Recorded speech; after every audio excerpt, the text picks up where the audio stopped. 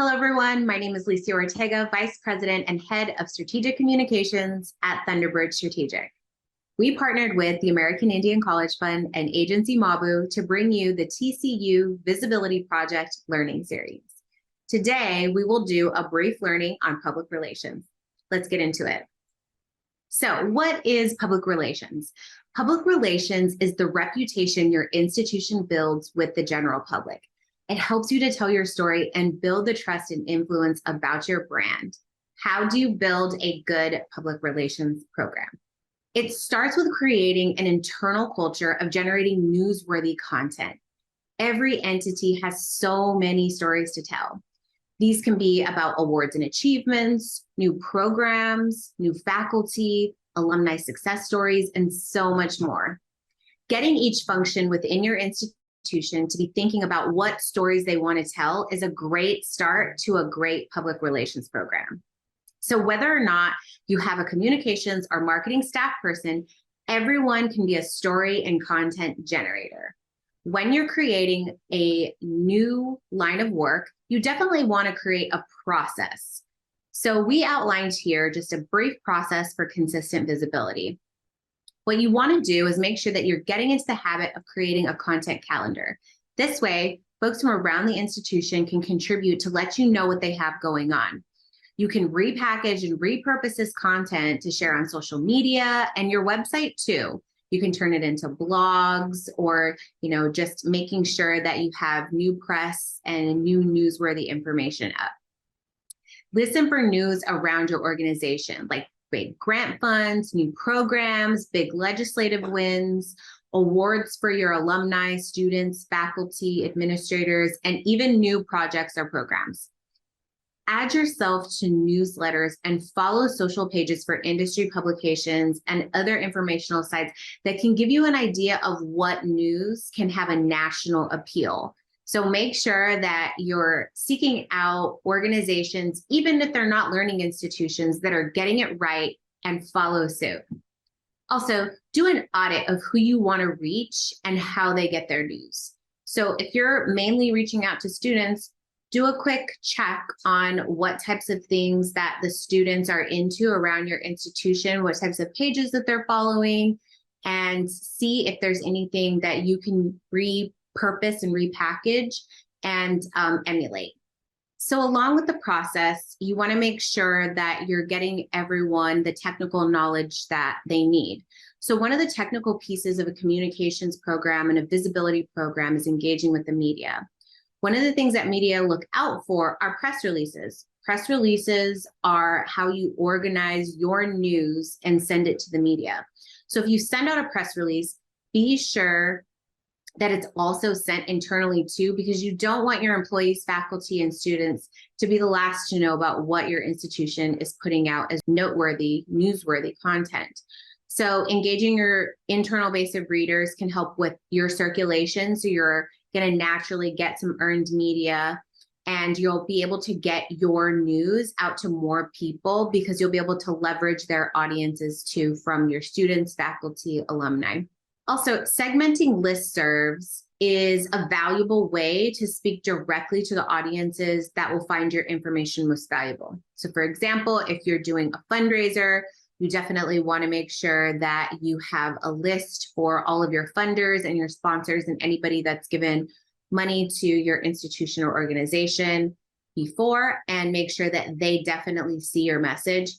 If you're sending out newsletters about what's going on campus and you're looking for students to understand what you have going on, you definitely want to have a student up-to-date listserv that you can use to make sure that your currently enrolled students and anyone that has an interest in that information has access to it.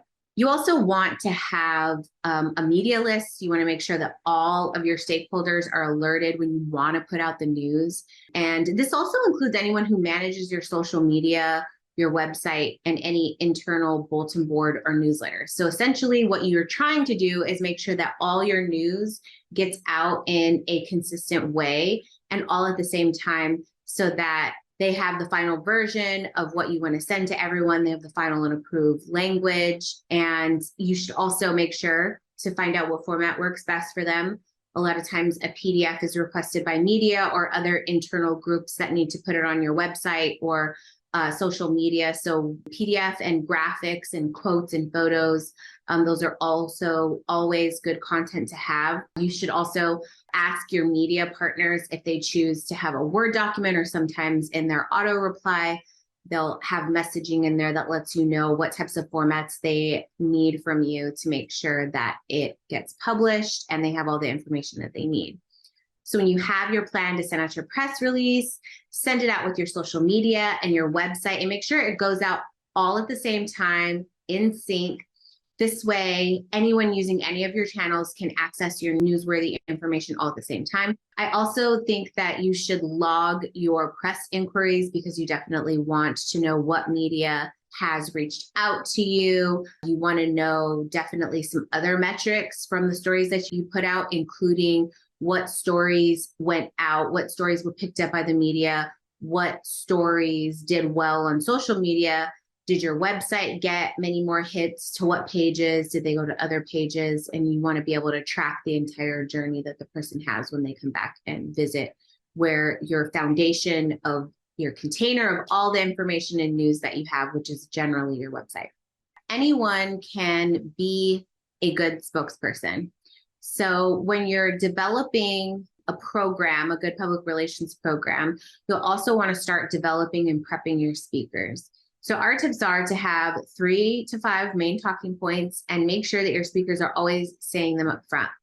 You want to make sure that in your speaker's mind, they know what they're circling back to when they're trying to make their main points, and then they can elaborate on each of them along the way. We want our speakers to practice understanding what they're saying and create a connection with the purpose and intent. So for example, if you're really passionate about science at your school and you just got a new grant, you talk about why science has become a baseline for your organization, your institution, and why it's so important to a thriving institution. You want to use examples. You want to make sure that you're using a genuine speaker that has a connection to the content and the topic. You want them to come off informed and not cold or uninteresting. You want to make sure that your speaker feels comfortable. They're reminding themselves to take deep breaths and not be afraid to pause so that they can gather their thoughts, get regrounded and recentered, and be able to feel natural as they're speaking about this topic that most likely they're a subject matter expert in. Another tip that I like to talk to my speakers about is, if you lose your train of thought, say so. If it's recorded, you can always use your best take. You can always ask them if you can say it again. And this one is my favorite. What are your hands doing? If you're a hand speaker like me, utilize your hand gestures to emphasize important parts of your statements. Don't be afraid to use your hands and use them in a good way to emphasize what you're saying, especially the important points.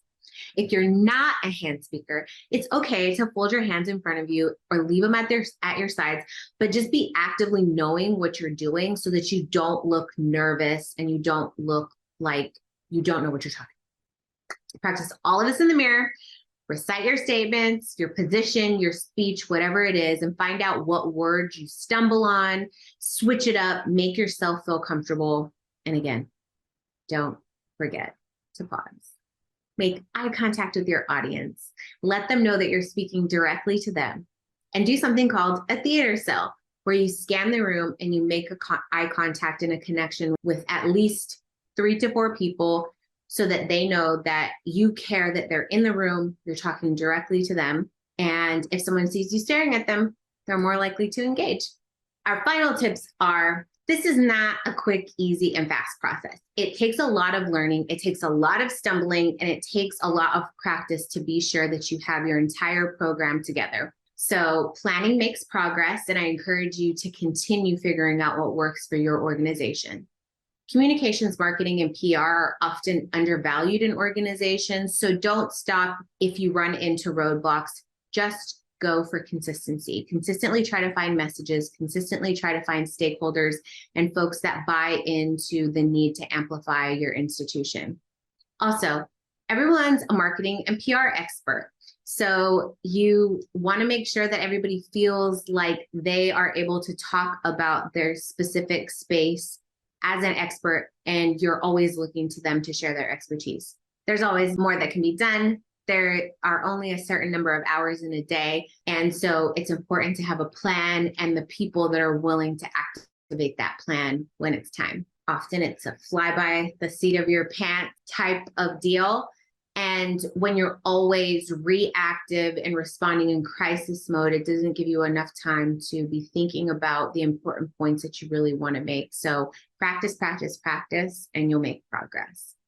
So again, internal process, when you're practicing, you're moving away from crisis and you're moving more toward control and from reactive to proactive for PR efforts, great PR efforts and outcomes. Final advice, you got this. Do what works best for you. These are only tips and tricks. And if you need more information, please don't hesitate to contact me, Lycia, Lycia, at thunderbirdstrategic.com. Thank you so much for your time.